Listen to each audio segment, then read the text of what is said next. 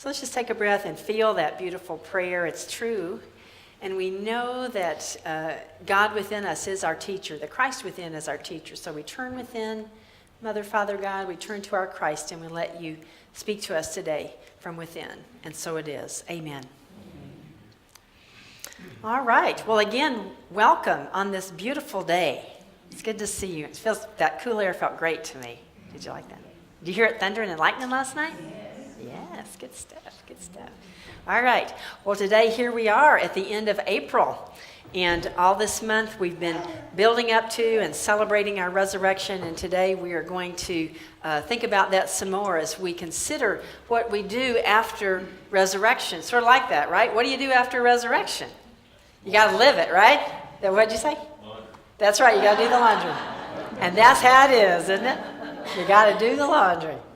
So, to get ready for doing that laundry, from that place of resurrection, that place of God, let's align ourselves with this truth statement, our statement for this month, our Easter statement, and we know that we align with it, not to make it true, but because it is true. That's right, and we're conditioning our thoughts, conditioning our consciousness. So let's align with this, and again, I invite you to use whatever exuberant hand motions you would like to, or you can even jump up if you want to. That's good too. So get it moving. So let's align with this, and here we go. I rise to a new awakening to my spiritual identity, my Christ life. And let's feel it again and affirm it again. I rise to a new awakening to my spiritual identity, my Christ life.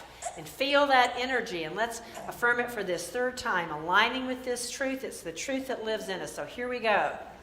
I rise to a new awakening to my spiritual identity, my Christ life. It's truth. And feel that, and if you'd like to, you don't have to, but if you want to, turn to somebody near you and affirm this for them and let them affirm it for you, using you, if you would like to do that.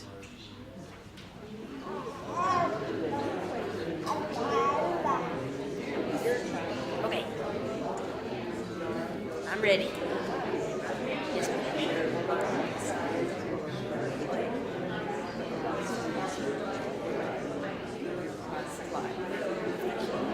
All right, Miss Carol, you arise to a new awakening to your spiritual identity, Christ-like.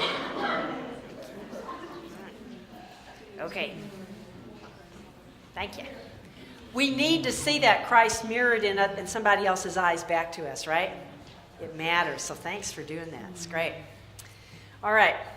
There's a story about a woman who was a tourist, and she was from a very technologically sophisticated background. She was traveling in the beautiful jungles of South America, and you could tell on this trip that she was a little uncomfortable, sort of being without all of the sophisticated technology and so forth. So she was sometimes saying things that weren't really appreciative of her environment. And anyway, so one day she was out in a village, a beautiful village, and the guide that was taking her and some other tourists on this trip was showing them things around, and they noticed that one of the villagers had for sale a beautiful necklace that was made out of alligator teeth that was strung, and it was gorgeous. And so the tourist was communicating with the villager who was selling this, and through the guide, and she said to him, she said, well, my goodness, she says, well, I guess for y'all the alligator teeth must just be like pearls are for us. And he came back and he said, oh, no, ma'am. He said, anybody can open an oyster.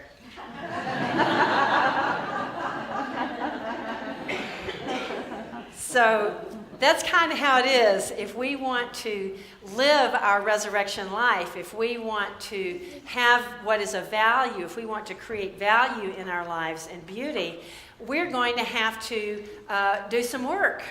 It's not going to be quite so easy as opening an oyster.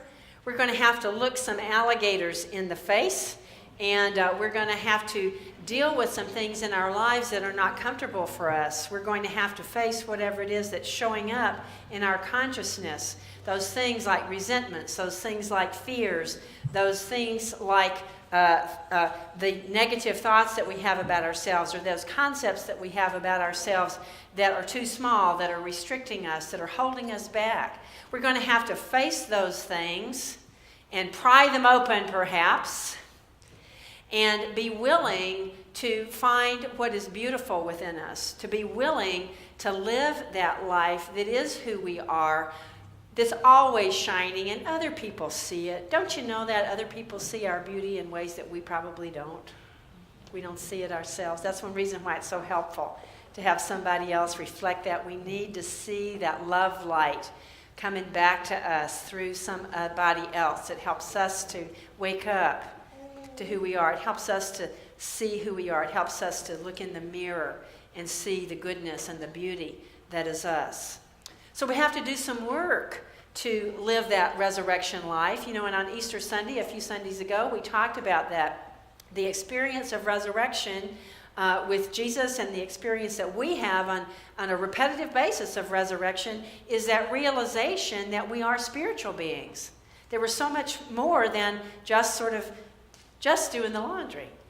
And you have to do the laundry, right? Eric's right. We are spiritual beings expressing through this human experience. We're spirit in expression. And so resurrection is what transforms our consciousness, what turns our minds so that we wake up to that. And we wake up to it more and more and more all the time throughout our lifetime, if we're willing. And then, you know, last Sunday we talked about what happened in Jesus' life after the resurrection. He didn't just vanish, but he went around, and then the Gospels record that he had 10 appearances to disciples in that time before he moved into the ascension phase of his expression. And in the Gospels too, it says, and he appeared a lot more, and he did a lot more things, but it's too much to put in these books. So he was around a lot. And we talked about last week why he was there, that those appearances were about confirming to his disciples that this is real. Life really did triumph over death, even though it was awful. And what happened was so unjust on the human level that there was a bigger expression that was happening as the expression of life. And it was heartening to the disciples, and it energized them, and it helped them grasp that life is powerful, and gave them the energy and the courage to get out there and to live life and to express that life to everybody that they encountered, to teach and preach and to heal and to be moving about in the world. And we talked about that in our lives. What that is that when we meet the Christ, after we have that awakening, again, it's a repetitive awakening, that life is who we are, that we are spirit in expression, that we're going to encounter that Christ over and over again, and we're going to see it, and we're going to say, okay, I guess that's God, but we don't quite get it until, as in these stories of Jesus, till he spoke to the disciples, right? They would kind of go, okay, that's Jesus, but until he spoke to them, until they resonated, they didn't really grasp the import of this. That's what's true for us. When we encounter situations, we tend to call them problems, right? When we have problems, if we're resurrected, if we have that awareness that we're spiritual beings, we're going to have a light bulb's going to go off, and we're going to say there's something more in here than just this problem and this thing that's a difficulty, and we might say, yeah, that's nice, and move on and not do anything about it or work with it. But if we're willing to let that Christ speak to us, then something wonderful is going to happen. We're going to address that situation from a new level, from the spiritual level, and this truly will transform from a problem. It really won't be a problem anymore. It will become an opportunity. And the opportunity is to live more deeply, live more fully, live more richly, to come from a more clear and more grounded understanding. Oh my goodness, life really is real. It really is about God. It really is about me. It's really okay. I really am expanding. I really am growing, because we are then dialoguing with that Christ presence. So then what's next? What did the disciples do? They got out there and they started speaking the word. They started talking about, they started living in a bigger way their Christ life. They started living this truth that life is good, life has the last word, healing is possible on all levels, and whatever is needed, that God is here in this world, in earth, that God is not off somewhere, that's a mistaken concept, that this world lives, moves, and has its being in God. Everything in this world, this world is God in expression. And so that's what we mean by speaking the word. So we get out there and we begin to live in gratitude, and we begin to live the light that we are. I want to share this with you. I have a dear friend who was one of my classmates when I went to the Hazelden Graduate School of Addiction Studies several years ago, and she has this little dog who's a papillon. Have you ever seen little papillons? They're really cute. They're little, and they got this silky hair, and they're real cute. Her little papillon is named Truffles because he's milk chocolate colored. And she posted some pictures of Truffles the other day, and they're really cute. And one of them is, they're at the end of the day, they're at sunset, and Truffles is out in the yard, and one of them is of Truffles with his kind of the sun sort of way out in the background, and Truffles has his little mouth open, and he's kind of looking like that, and he looks like he's praying. And her caption was, Truffles, with gratitude to God for at the end of the day. And then the other one was a picture of Truffles and another little dog, and the sun had sunk just a little bit lower, and it's really bright, and it's way in the background. And she says, the light is bright, the light is strong, you are the light, get out and shine. I thought, yeah, that's so true. That's really what it's about. That's what it is, to live that life, to live that light, is to get out there and be that and live that. So that's what it means, really, to speak the word. When we talk about the word in our spiritual understanding, we're talking about word with a capital W. And that's a mystical and spiritual way of talking about the creative power of God. It means a lot more than just, the grammatical sense of a word with a little W. But word is the embodiment, it's the mystical movement of divine spiritual life into form. And so anytime in the Bible, when you see something that says about God said or God's word or whatever, what it's really talking about is the creative process. It's talking about God moving from the unformed divine energy, the divine life, into form. And we're going to be looking at some scriptures here in just a moment that are some that reflect on that. One thing that our co-founder, Charles Fillmore, of the Unity Movement back in the 1800s and early 1900s, wrote about the idea of the creative process is he said, all words are formative, but not all words are creative. So we're going to be looking at what that means. All words are formative, but not all words are creative. So as human beings, we are endowed with the creative ability to create our lives, to create what's happening in our lives.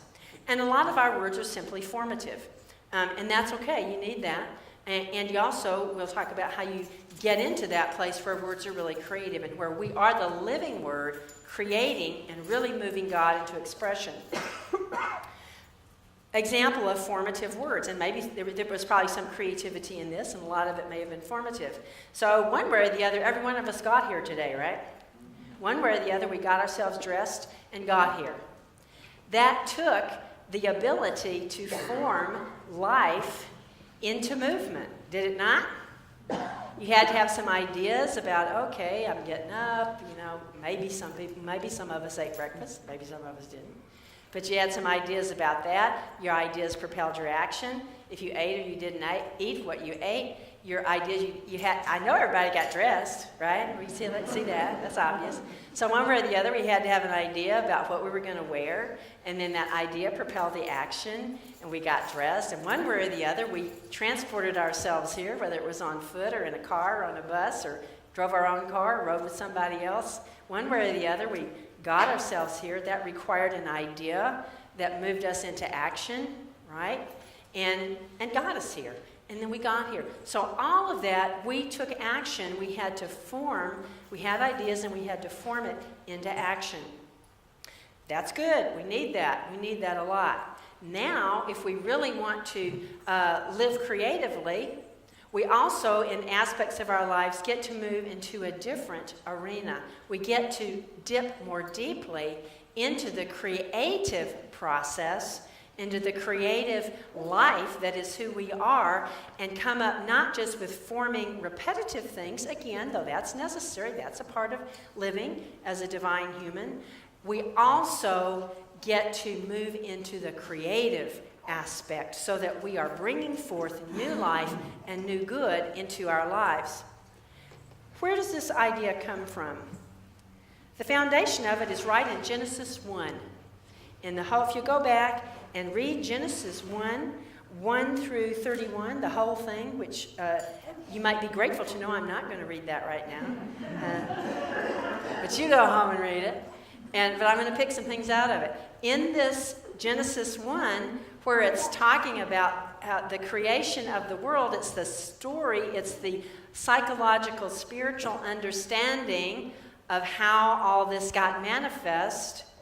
Probably not the literal explanation, but it is a very valuable psycho-spiritual understanding of the creative process. In this, it says 10 times, God said. 10 times. So I'll pick a few of those out. So we know what it says in 1:1, right? In the beginning, when God created the heavens and the earth was a formless void, and darkness covered the face of the deep, while a wind from God swept over the face of the waters. Then God said, do you remember what God said first? Let there be light. And what happened? There was right, okay? So it goes from there. So out of chaos, God said, let there be. And it was. And then it goes on. And then it says, God said, let there be a dome in the midst of the waters, and let it separate the waters from the waters. And it happened. And then God said, let the waters under the sky be gathered together in one place. And it happened. And then it said, God said, let the earth put forth vegetation. And it happened. And then God said, let there be lights in the dome in the sky to separate the day and the night. And it happened. And God said, let the waters bring forth swarms of living creatures and the birds and so forth. And it happened. And God said, let the earth bring forth living creatures of every kind. And it happened. And then God said, let us make humankind. And it happened. So over and over and over, where does creation come from? It comes from the creative impulse, the sense of living word, the sense of movement from the unformed into the formed. And it comes through the concept of an idea and through the concept of formation. And at the end of all this, we know what it says in verse 31. God saw everything that God had made, and indeed it was what? Very good. It was very good.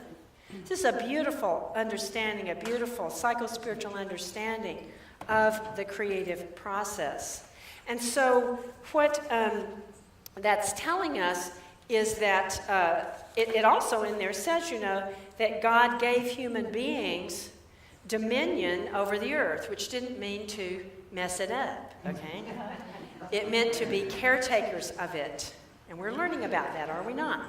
We're learning how to do that. We are. And that's what it meant, to come from that place of creative life and be caretakers of the earth. And so what that's saying, because God made humans from God's essence, what it's saying is that we have that creative ability of God, that we have the ability to say and let things happen in our lives and to create the good in our lives. We do this by taking those things, again, that we think are problems, being willing to encounter the Christ in us in the midst of them, and turn it around. So if you think, okay, well, I guess I'm sick. That's not fun. Yes, you may be having the experience of a health challenge. That may be a fact. I'm not going to tell you you aren't, all right? It's a fact. And when you're willing to come to that from a place of creative life, from knowing that within me I am life, and you're willing to affirm that, not just with your mouth, but with your actions, if you're willing to hold the idea, like little Truffles there, the dog, I'm grateful, and I'm the light. If you're willing to see that, to know that, to feel that energy, to take your time in prayer, to take your time to take constructive actions for healing, to seek out those avenues that God guides you to of healing, the quality of your life will be positive. It will be constructive. You may or may not get the cure from whatever it is that's going on, but I guarantee you will, and I guarantee you will get the healing. You will see yourself in a new light. You'll know you're held in the love and care of God, and the quality of your life will be good. That's the truth.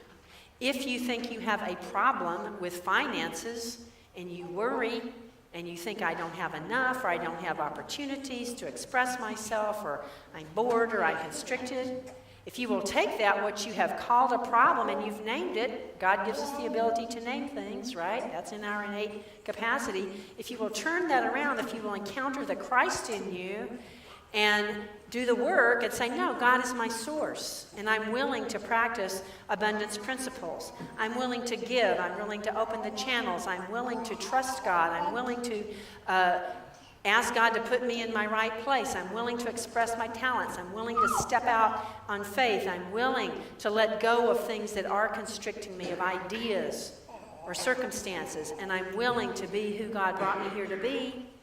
What happens is, I guarantee you, you will begin to experience abundance. You will begin to experience the fullness of God. If you think that you have problems in your relationships, if you feel like there's lack of harmony, or there's friction, or there's ugliness, or there's addiction, or whatever's going on in your relationships, if you will turn that problem around, if you'll encounter the Christ in it, if you'll use your creative word and begin to say, I'm determined that I am love. I am love. I'm showing up as love. And you do the work to let go of your resentments and your fears and trust God and seek the help that you need. Get fellowship and advice from healthy other people, determined to be love. I guarantee you that you will turn around. Those relationships will sort themselves out. They'll either go away, or people will transform. But one way or the other, you will have a quality of life. You will have love in your life. Why? Not because you attracted it, because you are it, right? And you're willing to express it, and you're willing to let God sort it out. That's speaking the creative word. In the Gospel of John, chapter 1, verses 1 through 5. It's very powerful. And people usually just attribute this to be talking about Jesus. Well, it is talking about Jesus, and it's talking about a lot more. We understand that in our spiritual understanding. In our Gospels, anytime it's talking about Jesus, it's talking about how he realized his spiritual nature, and it's talking about us. It's talking about the Christ in us. So I want you to hear this and know that it's talking about you. In the beginning was the Word. It's talking about Word with a capital W, the creative process. And the Word, capital W, the creative process, was with God, and the Word was God. Ooh, that's big. In the beginning was the Word was with God, and the Word was God. That's talking about God's creative power. He was in the beginning with God, the Word. All things came into being through him, and without him, not one thing came into being. It's talking about the creative process. What has come into being in him was life, and the life was the light of all people. The light shines in the darkness, and the darkness did not overcome it. That's reference right back to Genesis 1. Because what was the first thing that got created? Light. Light. And what was happening before the light? It said that there was a void and it was dark. This is a big deal. This is huge. This is talking about how God is present within and as us and this earth. God is not absent. God's not some person sitting up on a cloud somewhere. That is such a bizarre idea. That is not how it is. All right? God is the life in us, through us, and as us. It says it's all over the place in the Bible. All over the place. So the good news is God is very present in this world. We have the capacity as human beings to bring forth that goodness, and that's really what our job is. That's what our job is as human beings, is to bring forth God into expression. We, each and every one of us, is a divine idea in the mind of God. Each and every one of us is manifest. We're created by God, through God, in, through, and as God, to be here, to be a light, to be the light. What was it? There's a saying by Remy, the lamps are different, the light's the same. All right, so we're all a lamp, and our job here is to shine that light. To do that, we have to be willing to encounter the Christ. We have to be willing to recognize the Christ in us and to make that connection. I'm going to leave you with this story. This is a story that's told by Cynthia Burgot, who is a current author. She's a theologian, she's an Episcopal priest, and a mystic. And here's a story that she tells that was told to her by a Sufi elder, a Sufi dervish named Murat Yagan. So here's the story that Murat told to Cynthia Burgot. In the years immediately following World War II, Murat recounts that he spent time in a remote corner of eastern Turkey. There he became friends with an elderly couple. Life had been good to them, but their one sadness was that they missed their only son, who had left some years before to work in Istanbul. Remember, this was back right after World War II, so this was in the last century. I always like to say that. One day when Murat visited them, the man who's telling this story visited the couple. The older couple were bursting with pride, eager to show him the new tea cupboard that their son had just shipped to them from Istanbul. Well, Murat said it was indeed a handsome piece of furniture, and the woman had already arranged her best tea set on the upper shelf. So Murat was very polite, but he was also curious. He said, why would the son go to all this trouble through such an expense to send his parents a tea cupboard? It seemed a little odd to him.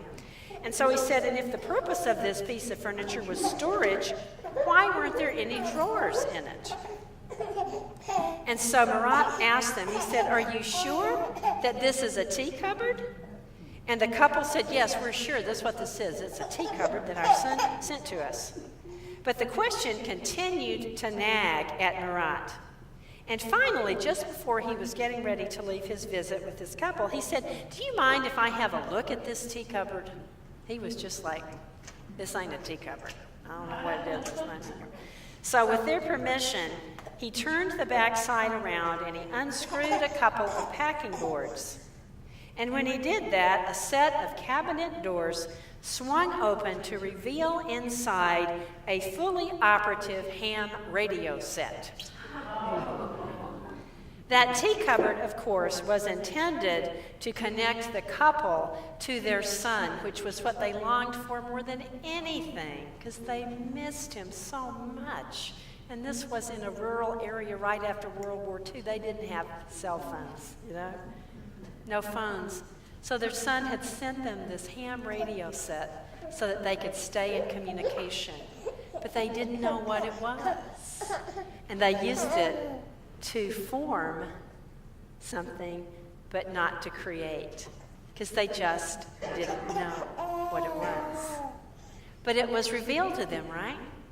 Because somebody who was willing to explore, who was willing to say, I don't know, there's more to this than it looks like, was able to open those doors and reveal to them this amazing, wonderful gift that their son had sent them, this way that they could stay connected to him. That's what God does for us, right? Sometimes we just don't know what's within us. We just don't realize the riches, the ability to stay connected to God that is in us. But if we'll stay curious, if we'll say, I think there's more to me than maybe appears here. I'm willing to take the packing boards off. I'm willing to look a little deeper.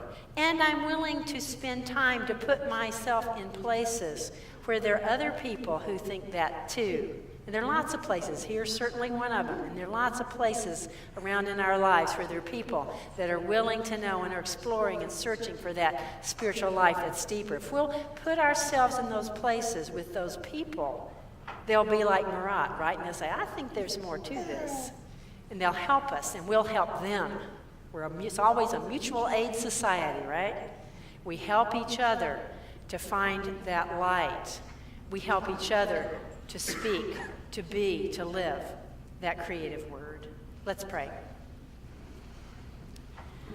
Mother, Father God, thank you for this resurrection life. Thank you for light. Thank you for who we are. Keep making us curious. Reveal to us the truth that is who we are. Give us the courage and the energy to live it. We're so grateful. And in this we affirm through the power of that Christ. And so it is. Amen. Amen.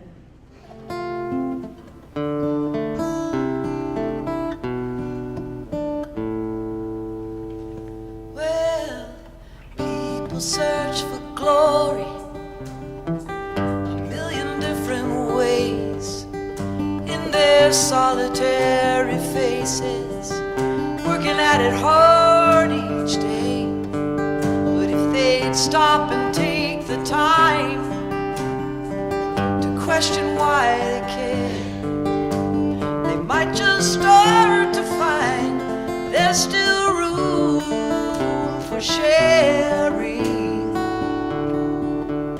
It's like we go around in circles when there's no love in our lives. Just an empty game we're playing. All we do is mark the time.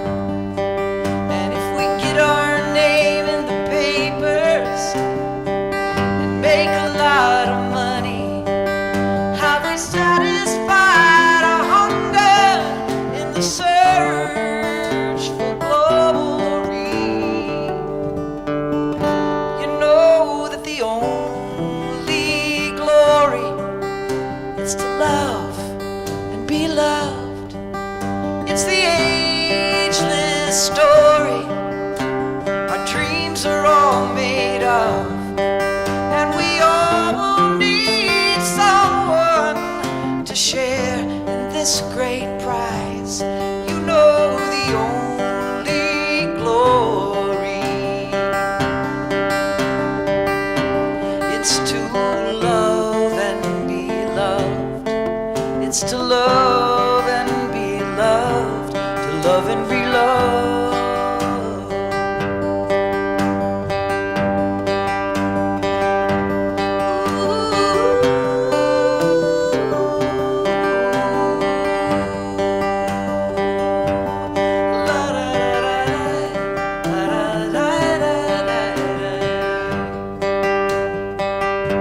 And we're all driven by desire for something in our lives, climbing